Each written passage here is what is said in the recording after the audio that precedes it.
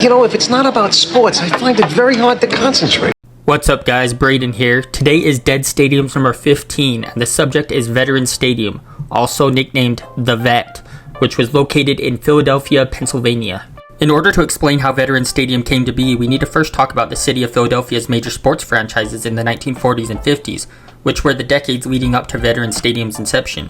At that time, there existed 4 major sports franchises in the city of brotherly love: the Philadelphia Warriors, an NBA team, the Philadelphia Eagles, an NFL team, and 2 Major League Baseball teams, those being the Philadelphia Athletics and Philadelphia Phillies. The Athletics and Phillies shared a stadium, that being Connie Mack Stadium, formerly known as Shibe Park, an aging venue that had been open since 1909, but it lacked adequate parking and was in a part of the city with a high crime rate.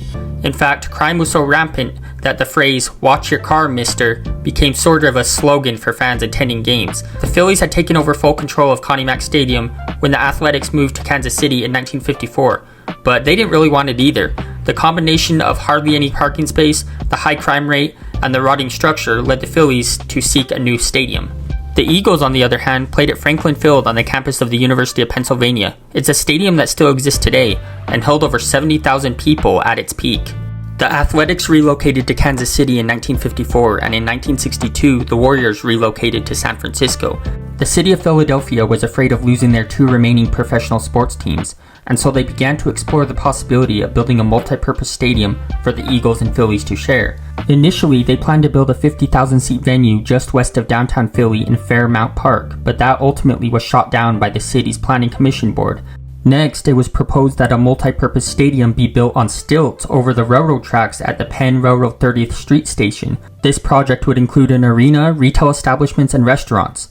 But such an ambitious project would require a lot of money, and so the city of Philadelphia sought federal funding, which they were unable to get, causing the plans to be discarded. Next, it was proposed that the venue be built in the northeast corner of the city, along the Delaware River. However, the Planning Commission rejected this as well, although by just a single vote this time. Phillies owner Robert Carpenter realized that no progress was being made and he needed to be proactive and take matters into his own hands. He had recently purchased land in Cherry Hill, New Jersey on the other side of the Delaware River, and so he proposed building the Phillies' new stadium there. New Jersey officials loved the idea, but Philadelphia officials were obviously against it. The proposed stadium would have seated 45,000 fans, but could be expanded to seat up to 60,000. A big reason why Carpenter wanted to move the team to New Jersey so badly was that Pennsylvania had passed a law in 1959 banning the sale of alcohol at sporting events. City officials in Philadelphia lobbied the state to get the law overturned, but in a plot twist, Philadelphia residents rose up against getting the law overturned, with one local church group releasing a statement that said, quote, "Can you imagine what will happen when this group of beer drinkers pours onto the highways of Delaware Township and Camden County?" Unquote. Philadelphia city officials knew they had to act fast to keep the Phillies from moving forward with their New Jersey plans, and so in 1964, voters approved a $25 million bond for construction of a multi-purpose stadium in the south end of Philadelphia. Carpenter agreed to keep the team in Philly, and construction on the new stadium began on October 2nd, 1967. The city had to convince the Eagles to leave their comfortable nest at Franklin Field, but after some negotiations, they got on board too. Philadelphia City Council decided to name the stadium Veterans Stadium to honor America's veterans. The stadium was set to open in 1970, but as is the case with many construction projects, delays caused the opening to be postponed until 1971. In addition, cost overruns made it so voters had to return to the polls to approve another $13 million, and by the time construction was completed, it cost the city $60 million, making it among the most expensive stadiums in the United States at that time. The stadium was built in a cookie-cutter fashion. If you've seen my Riverfront Stadium video, you're likely familiar with the design. It was round, with seats surrounding the field. Nothing super eye-catching. Veterans Stadium consisted of 7 levels named by the hundreds. The 100-level seats only went part way around the stadium, between the 25-yard lines for football and near the 2 dugouts in the baseball configuration. The 200 and 300 level surrounded the entire field, and were typically higher-priced seats. These 3 levels made up the lower stands. The 400 level was where the media and sports writers sat, and the 500, 600, and 700 levels made up the upper stands. These upper stand seats were typically lower priced and filled with working class Philadelphians. It's for this reason the upper stands gained a reputation as a fierce and loud place. The 700 level in particular became notorious for taunting, fighting, and public urination. Stay classy, Philly. Veterans Stadium gained a reputation as one of the toughest places to play due to the acoustics and the round design acting as a funnel that sent all the crowd noise directly onto the field. The crowd noise was so loud at times, visiting players could not communicate with one another. The venue held 62,000 for baseball and as much as 72,000 for football, but that capacity for football was later lowered to 65,000. The field consisted of AstroTurf, which was replaced 6 times. It was a horrible playing surface, to be honest, with uneven patches and seams visible, earning it the nickname Field of Seams.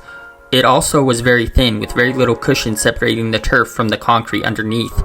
It got so bad that the NFLPA threatened to sue the city of Philadelphia over it. The turf was even responsible for Michael Irvin's career-ending injury in 1999. The AstroTurf was eventually replaced with a different type of artificial turf called Next Turf in 2001. The Phillies played their first game at the Vet on April 10, 1971, defeating the Montreal Expos 4-1 in front of 55,000 fans. The Eagles would play their first game there on September 26, 1971, which was a 42-7 loss to their hated rivals, the Dallas Cowboys. The only Eagles touchdown that day came from a 102-yard missed field goal return by cornerback Al Nelson.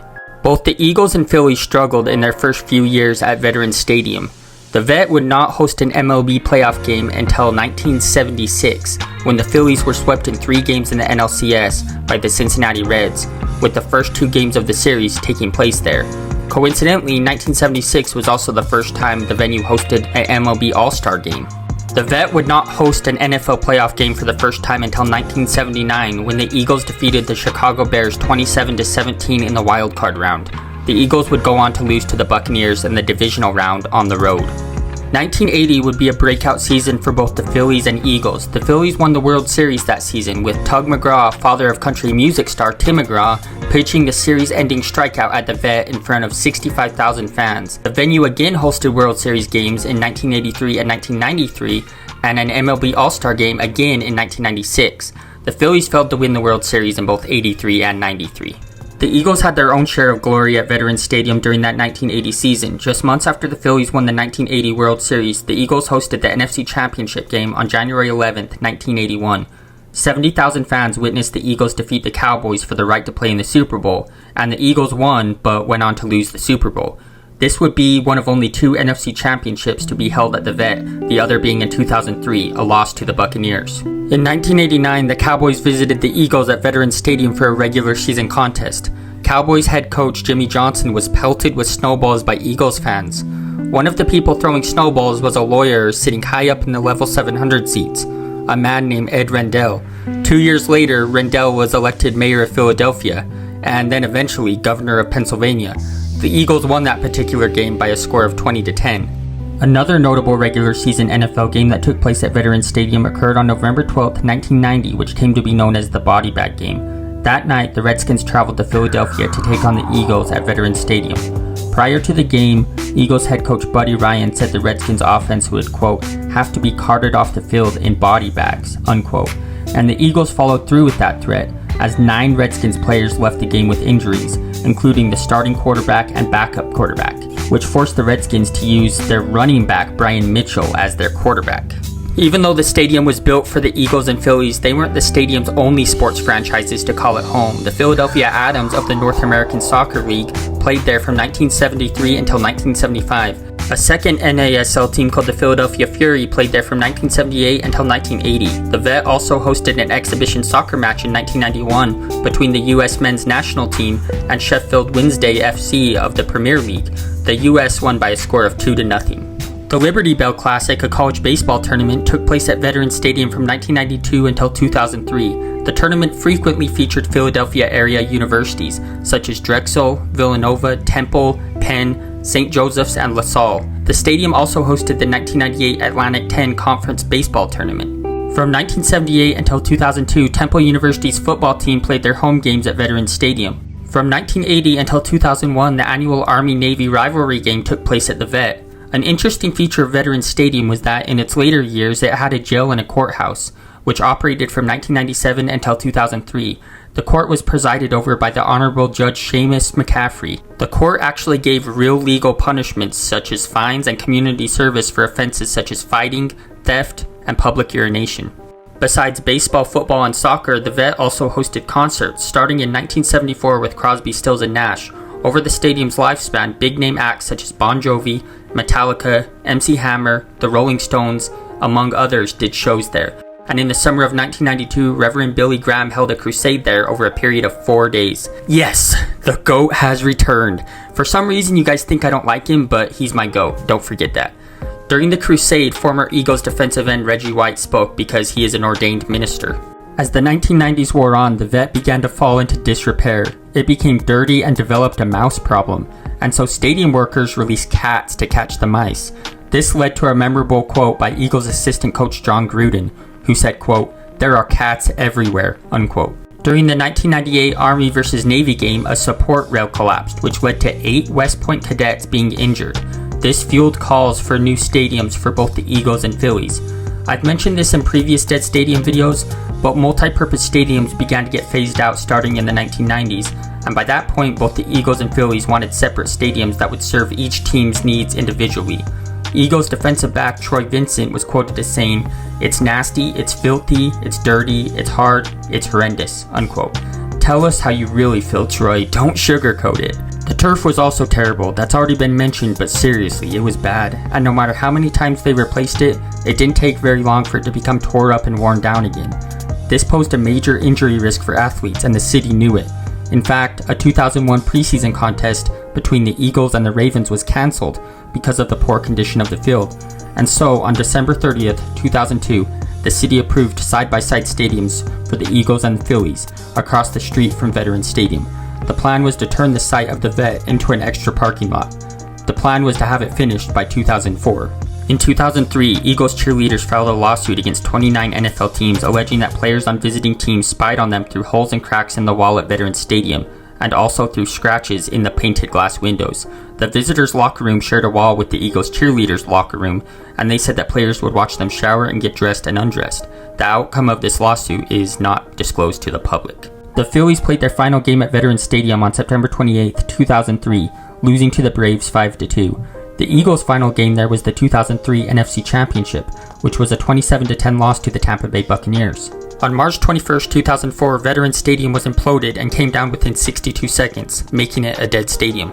Today, the site serves as a parking lot for Citizens Bank Field, home of the Phillies, and Lincoln Financial Field, home of the Eagles. Commemorative plaques in the parking lot show where all 4 bases and the pitcher's mound were located, as well as where both football goalposts were located. People knock cookie-cutter stadiums, but as far as they go, Veterans Stadium wasn't half bad. For both the Eagles and Phillies, the stadium represented a leap forward in their evolution as franchises. Fans showed up for both teams, and they were passionate. Say what you want about cookie-cutter stadiums.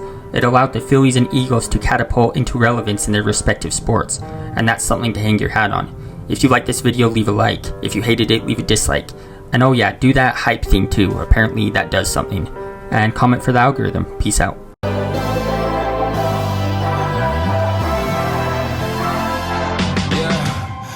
Never ever find the right words, and there's no way this is real life.